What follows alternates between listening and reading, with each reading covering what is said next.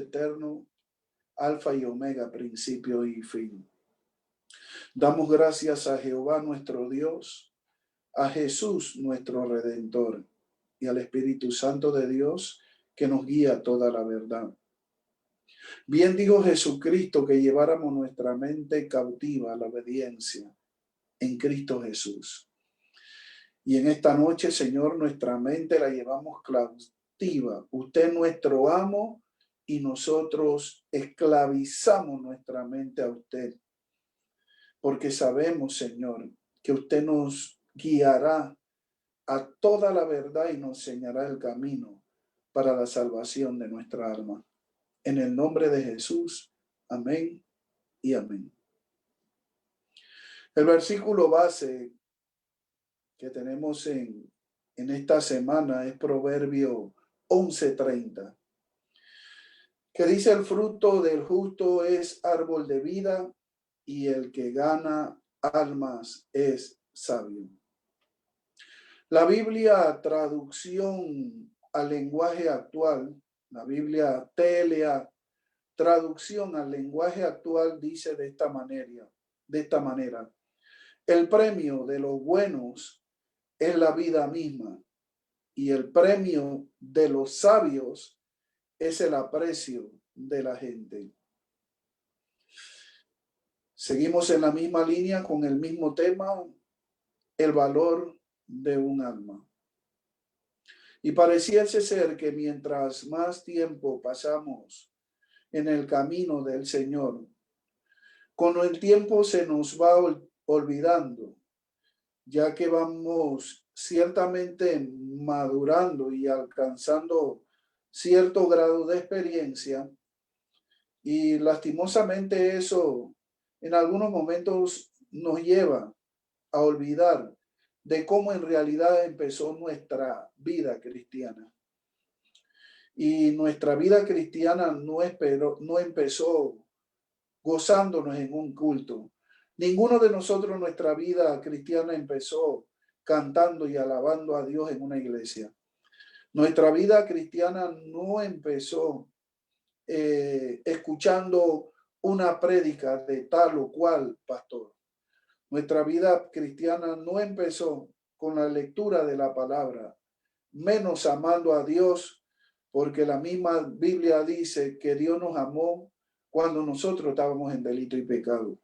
Y menos nuestra vida cristiana empieza si decidimos un día dar dinero, cooperar con la iglesia, o como algunos dicen que piensan que su vida cristiana es cuando le hacen un favor a alguien y con eso se ganan el escalón al cielo.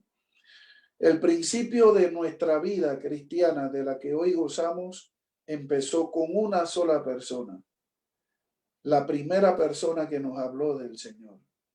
Y puede que en ese transcurso, porque usted dirá, no, pero en ese transcurso de la vida, varios nos hablaron, pero siempre hubo uno, el primero, que fue el que sembró la semilla en nuestra mente y en nuestro corazón.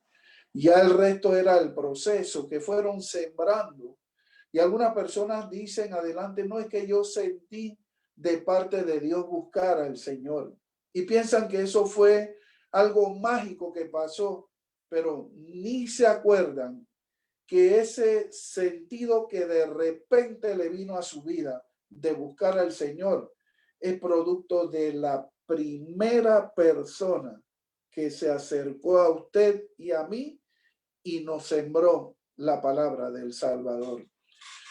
Yo recuerdo hace tantos años atrás cuando mi madre estaba desesperada, y recuerdo que fuimos al Santo Tomás, había una oficina, creo que era de Alcohólicos Anónimos. Luego fuimos no creo que era Hogar Crea. Después fuimos al Parque Omar. En el Parque Omar también había una institución de rehabilitación. Fuimos como a 3 o 4 instituciones y de todas ellas regresamos. Bueno, decir regresamos no, porque en realidad yo no tenía ningún deseo de cambiar ni era algo urgente en mi vida. Simplemente lo estaba haciendo porque quería hacer sentir bien a mi madre. Pero luego que llegamos de todos esos lugares, al día siguiente yo me voy a dar ese tipo de vueltas que daba y mi mamá estaba en la casa. Cuando algo, yo no sé qué me dio por bajar a mi casa, porque era una hora que normalmente ya yo estaba intoxicado y no tenía por qué bajar a mi casa, pero algo me hizo ir a mi casa. Y cuando fui a mi casa, mi mamá estaba sentada en la sala conversando con un muchacho. Ese muchacho que hoy en día siempre le doy gracias a Dios porque fue el que sembró la semilla en el corazón y el de mi madre. Usted puede saber que era el peor maleante de Veranillo en ese tiempo. Incluso era tan odiado en todas las direcciones que a él lo llamaban borriguero. Así le decían a él, borriguero. Pero borriguero, por alguna razón, había conocido del Señor. Y cuando salió gozoso del centro de rehabilitación, donde había recibido al Señor, andaba con su Biblia, con su corbata y todo lo demás, y por alguna razón llegó a la casa de mi mamá y vio que mi mamá estaba desesperada. Y en el preciso momento que yo llego, él está dando la palabra de Dios a mi madre. Y a mí me da por sentarme a escucharla porque me interesó. De todo lo que él hablaba, realmente yo no entendía nada. No entendía nada de lo que él estaba hablando. Sí veía a mi madre llorando, pero yo no entendía nada. Pero hubo una sola palabra de la que él tanto habló, una sola palabra que desde ese día yo no pude dejar de pensar en esa palabra. Y fueron estas. Solamente me miró y me dijo, Tinito, Cristo te ama y dio su vida por ti. Eso fue todo lo que ese muchacho hizo. Y estas palabras quedaron como un eco, como el sonar de metales que constantemente me golpeaba en la cabeza y podía estar haciendo lo malo, podía estar haciendo cualquier cosa contraria a la voluntad de Dios. Pero siempre, siempre, incluso por muy drogado que yo pudiera estar, a veces sentía una desesperación porque por muy drogado que estuviera, siempre en ese lugar feo y horrible donde me metía, me venía a la mente esa palabra que él me decía, Cristo te ama y dio su vida por ti. Y él quizás nunca supo, quizás lo hizo por gozo, quizás lo hizo por alegría, pero él nunca pudo entender en ese momento lo que esa palabra había provocado en mi vida. La Biblia dice que el que gana almas es sabio. ¿Y por qué habla de sabio? Es que una persona sabia siempre mira hacia adelante y piensa en el futuro. Abraham fue sabio, Lot fue necio. Jacob fue sabio y Esaú fue necio. Y todos los días veo gente que neciamente mira con corta distancia y vive para el hoy, pensando poco en el futuro.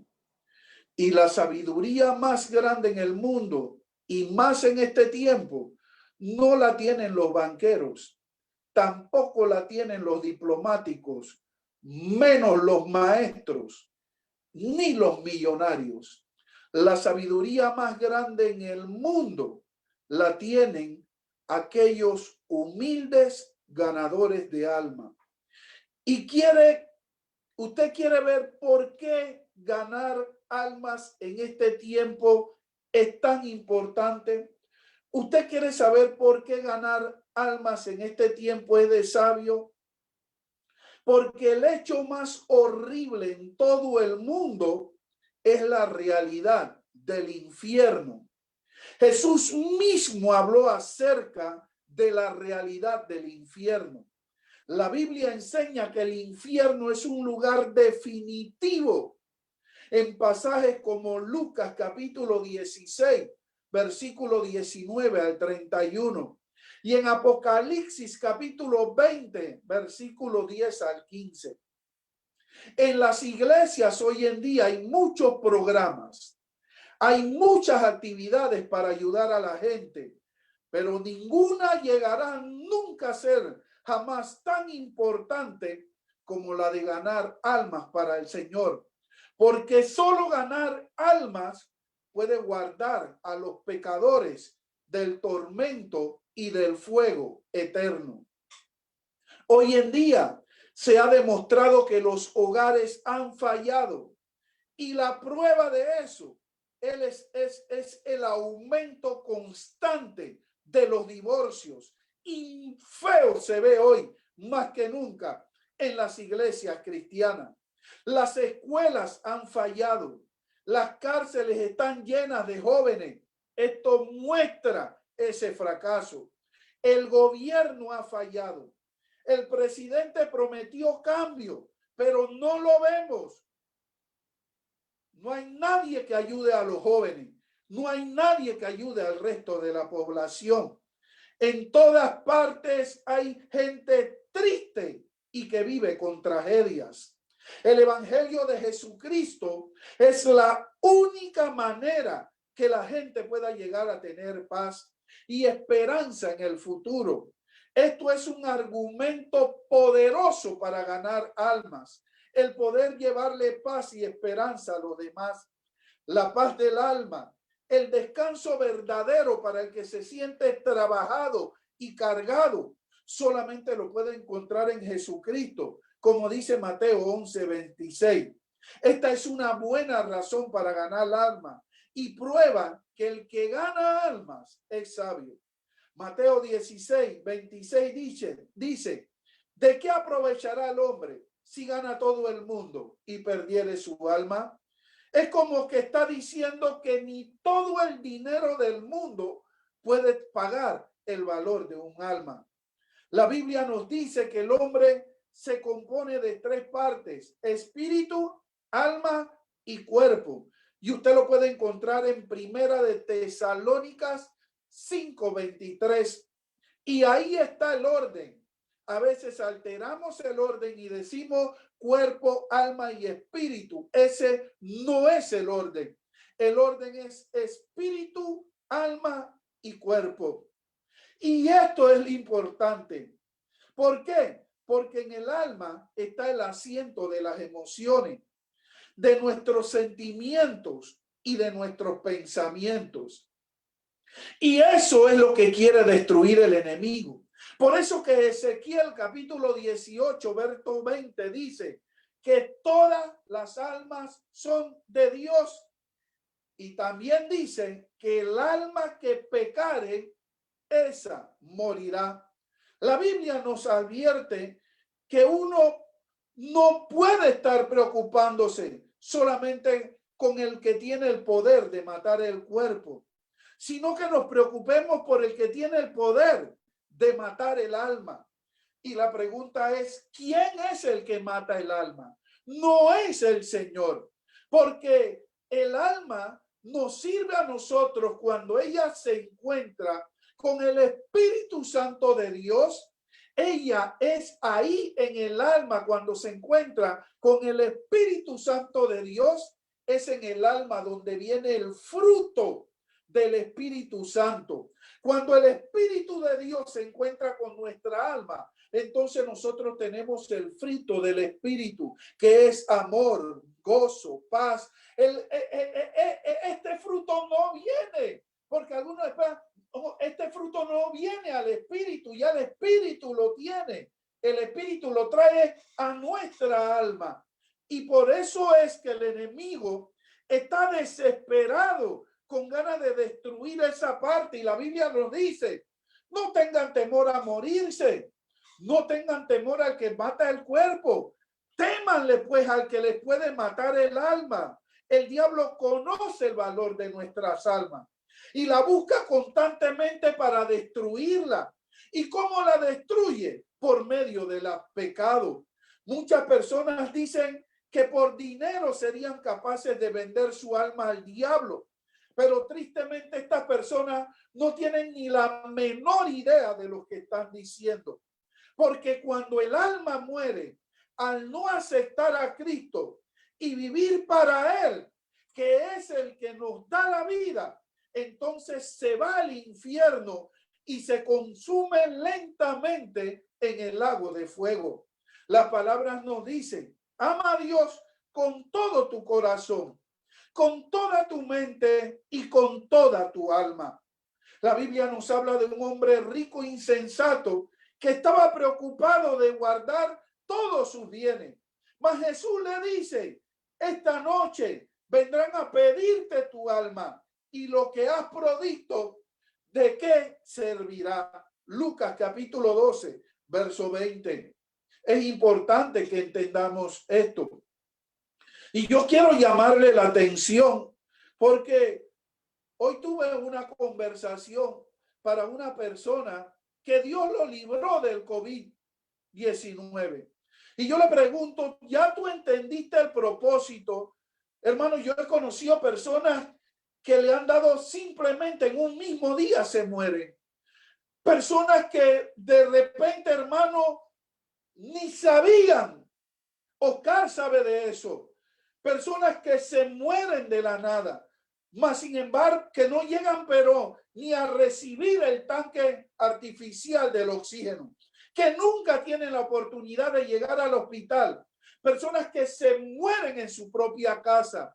Y hoy en día la iglesia está orando por cantidad de cristianos que están afectados por el COVID-19. Y hay inmensidad de cristianos que se están sanando del COVID-19, pero habrán ellos comprendido el propósito de por qué la vida no se le fue igual que el resto de los demás, o es que creen que tienen suerte.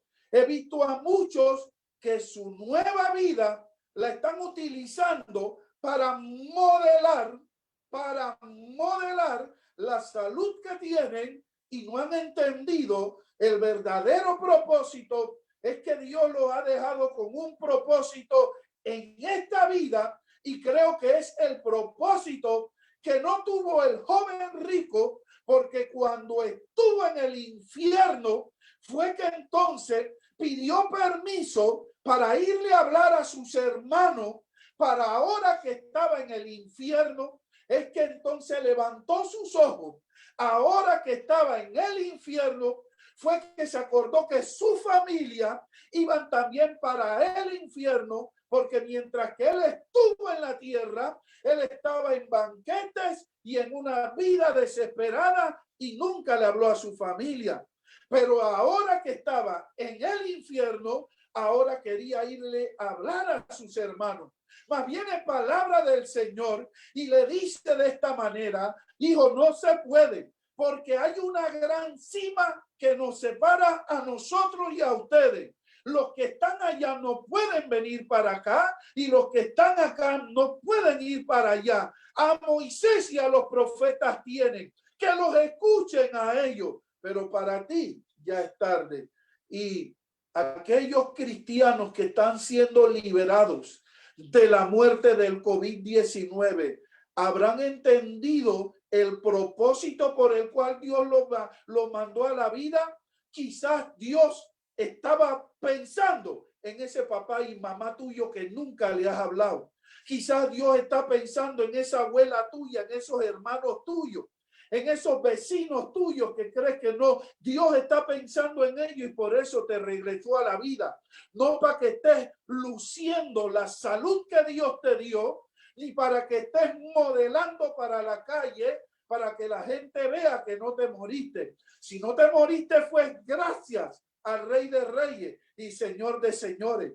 Así que ya es tiempo que entendamos que si Dios te dio de esa misericordia, debemos de ser los primeros que tenemos que entender el valor de las almas para ir a predicarle. Lo primero que tenemos que entender, ¿cuál es el valor? Dios formó al hombre del polvo de la tierra y sopló aliento de vida y fue el hombre un ser viviente. Note que cuando Dios determinó crear a la humanidad, hizo solamente a una persona. Desde luego también creó a Eva, pero la hizo después. Esto no quiere decir que la mujer sea inferior al hombre, sino que enfatiza que Dios hizo al hombre y a la mujer, y cada uno de ellos tiene un valor individual, pero importante para Dios. Lo segundo que tenemos que entender, que Dios realizó todas las cosas en orden. Primero creó para la humanidad y luego creó a la humanidad. Repito, Dios primero creó para la humanidad y luego creó a la humanidad. Cuando hizo los peces, cuando puso el mar y la tierra, y todo lo hizo para el hombre. Es decir, Dios no decidió crear primero el universo y después se dio cuenta que su universo estaba vacío y que necesitaba personas. Dios desde el principio había decidido crear el universo para el hombre, porque más importante que el universo era el hombre para el cual Dios había creado el universo. Diga gloria a Dios si me está escuchando en este momento. Dios sabía que el hombre necesitaba el universo. Y sabe, eso es lo que hace el amor. El amor prepara todo lo necesario para el objeto de su amor. Jesús dijo, pero ¿qué aprovechará el hombre que está desesperado con ganar al mundo? Si pierde su alma, no deberíamos tener problema con entender el significado de este pasaje. Una sola alma es más valiosa que todo el mundo. Se lo repito, una sola alma es más valiosa que todo el mundo. Por tanto, si una sola alma vale más que todo el mundo, entonces Dios está dispuesto a crear todo el mundo para una sola alma. Tercero, Dios ama a todo el mundo, pero también su amor es individual. Nota el relato que le dije antes del joven rico, Marcos capítulo 10. Este joven vino a Jesús y le preguntó, maestro, ¿qué haré para heredar la vida eterna? Versículo 17 del capítulo 10 de Marcos. Ya que ellos todavía estaban bajo la ley mosaica, Jesús respondió que debía guardar los mandamientos. El joven señaló que había guardado los mandamientos desde muy temprano en su vida. Pero lo extraordinario es el versículo 21, a donde dice, entonces Jesús, mirándole, le amó. Dios nos dio la oportunidad de ver el amor personal de Cristo por esta alma, a pesar de cómo vivía. La culpa de irse para el infierno no fue del Señor, porque mientras que estuvo en la tierra, la Biblia dice que Jesús lo vio y lo primero que hizo fue que lo amó.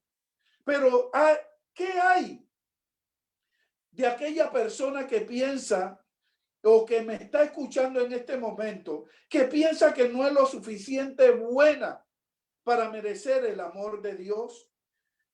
Hermano, tal persona debe de encontrar consuelo en esta noche. ¿Sabe por qué?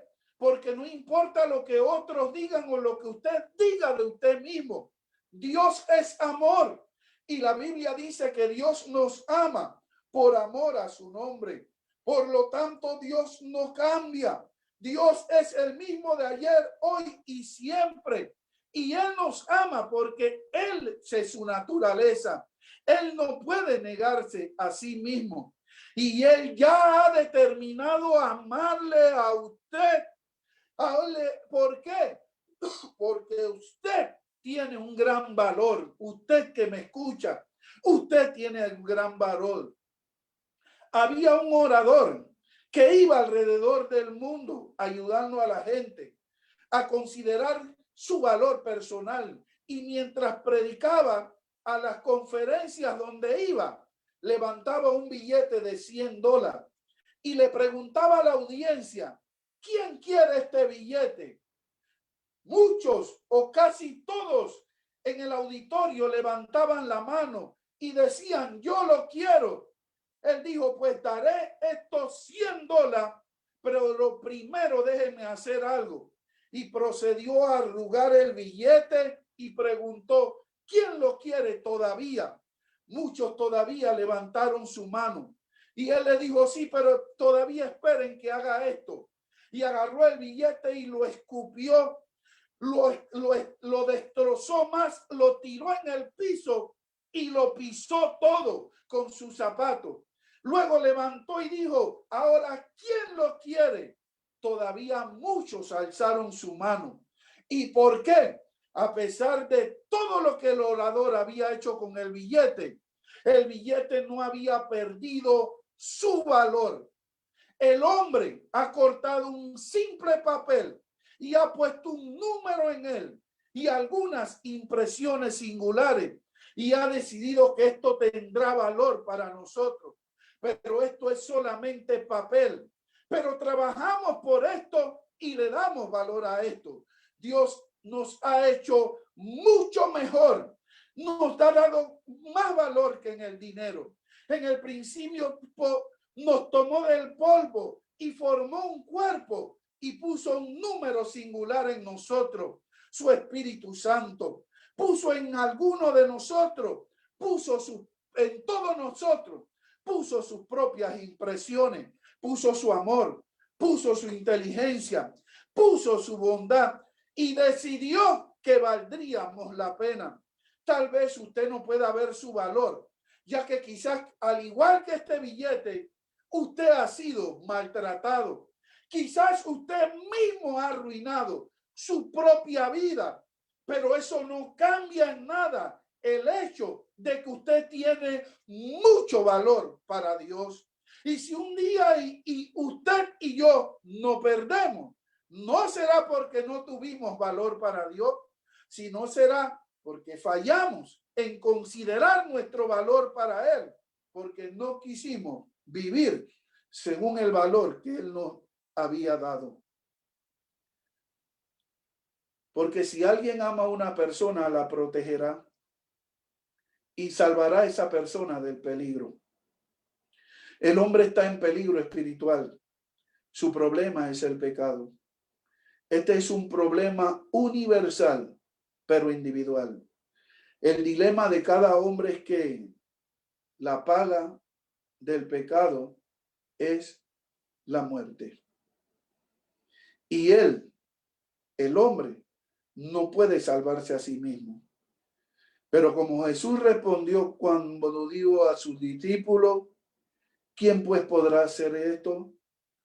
Jesús le contestó en Mateo 19, 25, 26.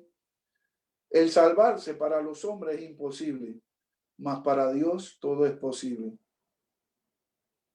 Considere la misión de Jesús por amor a las almas. Porque el Hijo del Hombre vino a buscar y a salvar lo que se había perdido. Lucas 19 y 10. Aquí hay una idea colectiva. Lo que se ha perdido es la humanidad completa. Pero también hay una idea singular en este versículo. Y Lucas revela esto de manera hermosa en el capítulo 15. Aquí Jesús habló de la oveja perdida, de la moneda perdida y del hijo perdido. Aunque un aspecto común de estas palabras es que los tres estaban perdidos, otro aspecto es que cada uno de ellos estaba perdido individualmente. Jesús habló de una oveja perdida, de una moneda perdida y de un hijo perdido.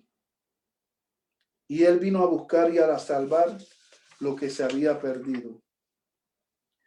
¿Realmente importaba una oveja perdida y vagabunda en vista de que el pastor todavía le quedaban 99 ovejas?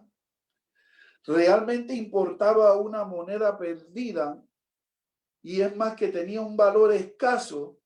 ¿Importaba tanto esa moneda perdida si la mujer todavía le quedaban 9?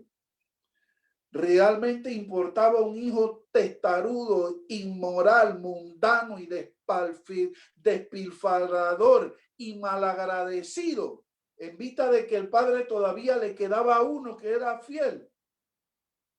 Sí, esa oveja importaba, esa moneda importaba, ese hijo importaba. ¿Y sabes por qué?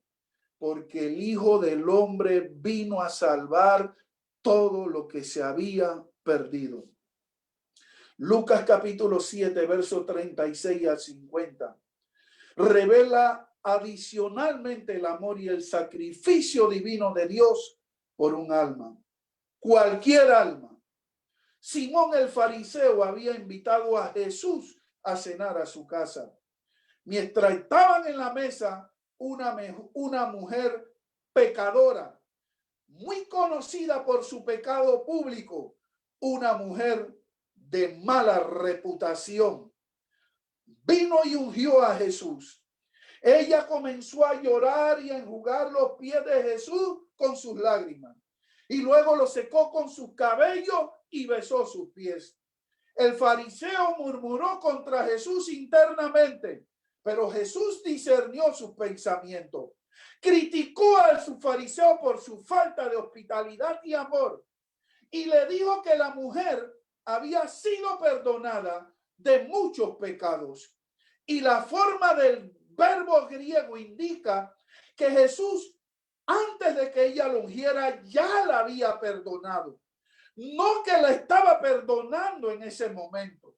Por ende, la mujer no estaba ungiendo a Jesús para recibir perdón, sino que le estaba ungiendo en agradecimiento por el perdón que había recibido de él. Ella entonces era una mujer diferente, aunque todo el mundo la seguía viendo como una prostituta, como una mujer perdida. Ahora, consideremos este preciso momento y ubiquémonos en hace 2000 y tantos años atrás y vayamos todos en el espíritu y viajemos al Calvario. Vemos a Jesús después de haber sido azotado cruelmente, la sangre cayendo por su frente, la espalda toda desbaratada, sus manos y sus pies traspasados por unos clavos, su cuerpo colgado en la cruz, mientras la agonía se hace cada vez más intensa. Los principales ancianos y sacerdotes, fariseos y escribas se acercan y se burlan de él diciéndole: a otro salvó y a sí mismo no se puede salvar. Si eres rey de Israel, desciende ahora de la cruz y te creeremos. Mateo 27, 42. Jesús sabe muy bien que si él lo hubiera querido, ya se lo había dicho a Poncio Pilato. Poncio Pilato le dijo: yo tengo el poder para librarte de esta situación. Y Jesús, todo golpeado, todo triturado por la cantidad de golpes, lo voltea y le mira: el único poder que tú tienes sobre mí es el que te ha sido dado del cielo de mi Padre. Porque si yo quiero en este mismo momento, yo puedo orar a mi Padre y mi Padre me enviaría 12 legiones de ángeles y me librara de todo esto. Pero no lo hizo. Y no lo hizo porque él había venido a pagar con su propia vida por algo que tenía mucho valor para él. Algo que valía mucho. Así que Jesús, en vez de llamar a esas 12 legiones de ángeles, en vez de desatarse, en vez de escaparse como lo había hecho otras veces cuando estaba rodeado de la multitud. Y dice la Biblia que se desaparecía de ellos y nadie sabía dónde estaba. Jesús no lo hizo. Prefirió callarse y continuó soportando el dolor intenso. Preguntémonos, ¿por qué permaneció en la cruz? Y yo creo que Jesús se remontó al pasado. Jesús se remontó a la escena esa de la casa de Simón, donde le había prometido a la mujer pecadora que él podía salvarla. Pregúntese otra vez, ¿por qué Jesús decidió quedarse en la cruz? Y él mira al lado suyo. Y en vez de bajarse de la cruz, se acuerda que al lado suyo había un ladrón que él le había prometido que no solo iba a estar con él en el reino, sino que iba a estar en el paraíso. Esa mujer, ese ladrón, esa alma tenía mucho valor. Y si todavía nos preguntamos, ¿por qué Jesús insistió en quedarse en la cruz? Y yo creo que él miró al año 1994, cuando Faustino Suárez Pedrosa aceptó al Señor y su madre, sus hijos, su esposa, y todas las cosas cambiaron. Yo creo que él miró al año 1997, 98, no sé en qué año. Fue el año que te convertiste. Y hoy, el Cristo Redentor también miró al 16 de febrero del 2021, porque dijo, yo prometí que los podía salvar. ¿Sabes cuánto vale tu alma? Vale la preciosa vida de Jesús. Conclusión. Un pastor fue a predicar a un lugar y el último día había un hombre sentado en la primera fila de la iglesia. El hombre lucía preocupado y cuando el pastor terminó de predicar, el hombre le preguntó al pastor si podía hablar con él un momento. El pastor le dijo que sí, pero que fuera breve, porque tenía que irse y no quería perder su vuelo, ya que quería viajar a su nación ese mismo día. El hombre le dijo, quiero que usted me explique lo que significa eso de la salvación del alma, ya que tengo cáncer y el doctor me ha dado solo unas semanas de vida.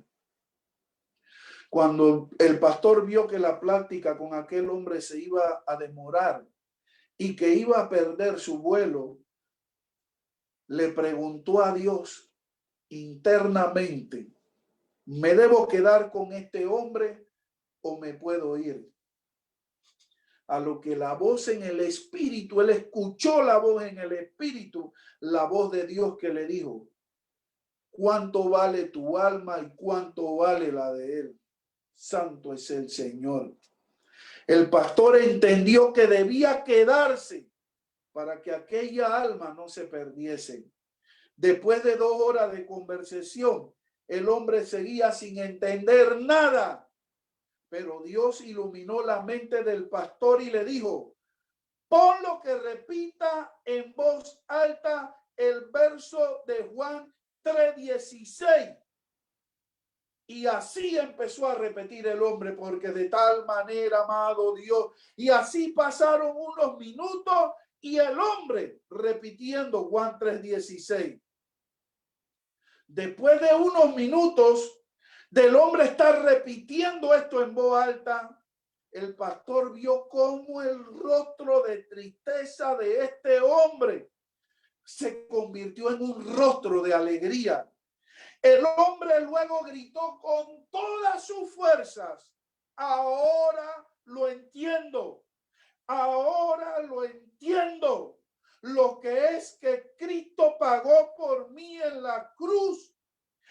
porque ahora yo soy salvo. Gracias, Jesús. Y en medio de la iglesia, ¿sabe lo que gritó? Ya me puedo morir en paz. 2 semanas después murió.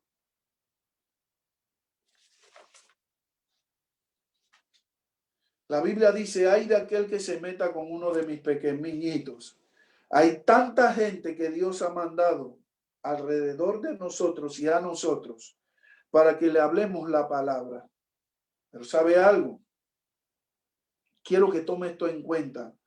Eso también es meterse con uno de sus pequeñitos. Es necesario que nosotros entendamos que no somos modelos.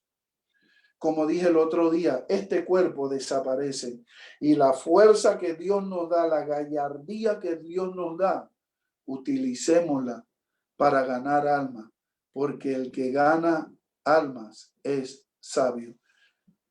Cierre sus ojos y repita conmigo. Quiero orar. No sé si habrá alguna persona que nos escucha por primera vez. No sé si hay alguien en esta hora que ya había recibido al Señor hace rato, pero vivía una vida sintiendo que no valía nada. Tú vales tanto que Él dio su vida por ti. Pero hoy puedes repetir conmigo, Señor Jesús, te pido perdón por mis pecados, por mis rebeliones. Señor Jesús, límpiame con tu sangre, lávame de mi maldad. Te acepto como el dueño y el Señor de mi vida. Inscribe mi nombre en el libro de la vida y que tu Espíritu Santo me fortalezca para crecer y madurar en el fruto que es árbol de vida al hombre, para que yo también pueda tener la sabiduría de ganar almas. En el nombre poderoso de Jesús. Amén, amén y amén. Y recuerde, el que gana almas es sabio. Dios lo bendiga.